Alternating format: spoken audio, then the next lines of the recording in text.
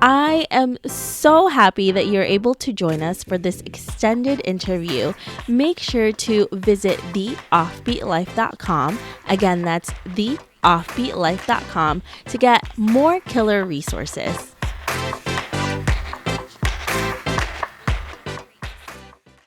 Hey everyone, thank you so much for joining us for this extended interview with Susan, where she is going to share how to budget and track your expenses when you are on the road. Thank you so much, Susan, for giving us all of these tips that you are about to give us. But before you do that, can you tell us a little bit more about you and why you live an offbeat life?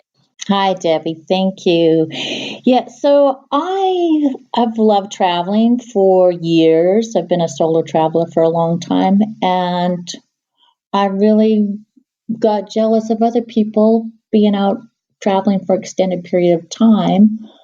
I didn't want to quit my job and go travel. I wanted to keep on working. So that's why the offbeat life works for me. I can run my bookkeeping business on the road so I can get out and spend more time hiking, enjoying nature, canoeing, kayaking, and spend more time with family as my my aging parents, need more assistance. So it's nice to be able to spend time with them too. That is a really great way to think about it because when you are working for yourself and you're a digital nomad, you can really have a lot of that freedom that you wouldn't have if you were in a regular 9 to 5. Absolutely. The freedom is the main thing. No, you are a bookkeeper. And if you all want to hear more about how Susan got started as a bookkeeper, make sure you go to theoffbeatlife.com because we have that episode there. And she's going to share with us how you can also start becoming a bookkeeper and be a digital nomad. So today you're going to tell us how to budget and track expenses on the road. That's a really hard thing, especially when you're traveling because when you're in new places, if the currency is not the same, it gets really confusing. How can someone get started and making sure that they are on top of their game when it comes to their financials? Okay, yeah. First of all, you've got to get a handle on what are you spending money on. So you want to get some sort of app to keep track of it, or use a spreadsheet, Google Docs. You track everything on a spreadsheet, or put everything on a credit card if that's possible, and look at that credit card statement to review and get the information. So I think a lot of people, they find apps are a good way to. I don't use an app for tracking my expenses. I'm a spreadsheet person all the way. That's my favorite piece of software ever. I get all the information as far as what I'm spending my money on. That way I can decide where can I cut expenses, where am I spending too much. How hard is it for somebody to create and track their income through spreadsheets, especially for somebody who is not used to this?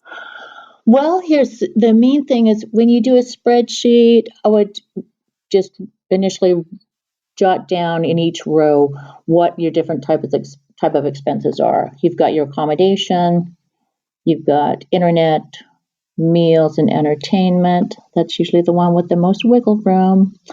And then travel expenses, of course, transportation. If you're driving like me, you've got, auto maintenance, gasoline, insurance. So if you look through your bank statement, look through your bank or credit card, and just get an idea of where all your expenses are coming from. So you can write down a category for each type of thing: groceries, any utilities, if you've got to pay for. I only just have to pay for internet sometimes. Usually, I don't have any utilities. Um, get all the categories down, and then come up with a number that you think that you're spending. Add it all up, see what the total is, and then you've got to track it each month. This is the part where people fail. They may decide how much they're going to spend, but they forget to track it. You've got to measure it to make sure you're keeping in line with it. That is a really good idea to do, and it's true, a lot of people forget to do it this monthly, and then you look at your bank account, you don't know where everything is going. So making sure you take notice of that. Now, for somebody who wants to use an app, do you have any specific ones that your clients have been able to use successfully before to track their expenses? Mint is one that I hear people talk about a lot, and then I think Travel Wallet or Trail Wallet. I forget which one it is. Sorry. Yeah, I've actually used Mint, and it's a great app, and it tells you how much you've been spending that month. You can also make sure that you have a budget for each month, and it'll tell you if you went over that. So Mint is a great app to use to track your expenses. Okay, so you use it, and have you been using it for a long time?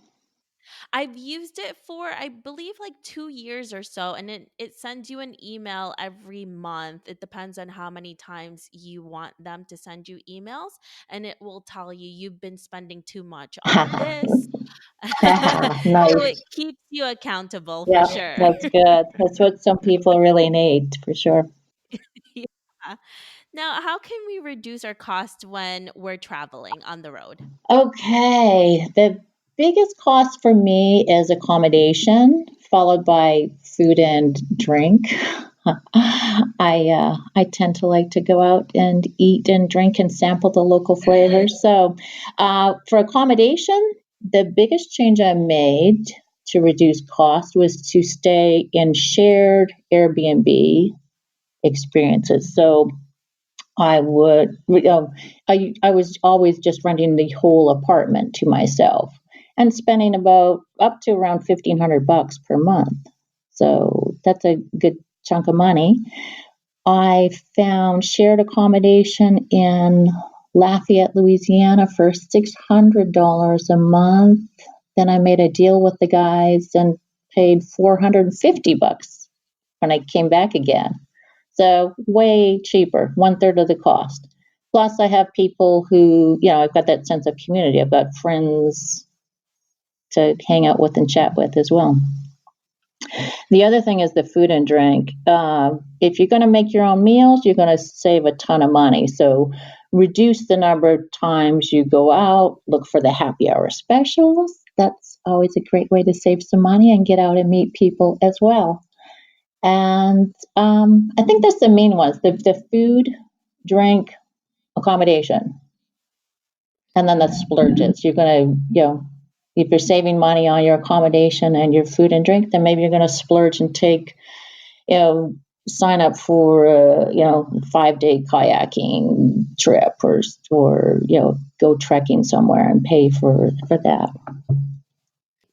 Prioritizing the experiences is definitely a good way to do it, especially since you're traveling. You don't want to just splurge on the accommodations and you're barely in your room. So it would be better to spend it on food or places to what to see and do rather than where you're going to sleep. So making sure that you are really knowing what it is that you would rather spend the most money on and not just spending it blindly like a lot of people do.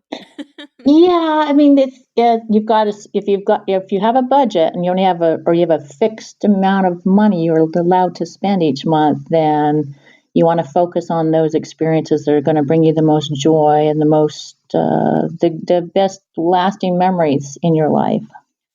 These are such great tips, Susan. Thank you so much for joining us here today. If our listeners want to know more about you, where can they find you? Thanks, Debbie. It's been great chatting with you. People can reach me at solotripsandtips.com, through Facebook and Twitter and Instagram as well, through at Solo Trips. And for the bookkeeping, I'm at morebalancedbooks.com. Thank you so much, Susan, for joining us here today. I really appreciate it. Thanks, Debbie. It's been fun. I hope you enjoyed this extended interview with Susan. Make sure to visit theoffbeatlife.com. Again, that's offbeatlife.com to get the full interview with Susan, where she shares how to travel the world as a remote bookkeeper. Thanks for joining me on this extended interview. Don't forget to subscribe and leave a review on iTunes.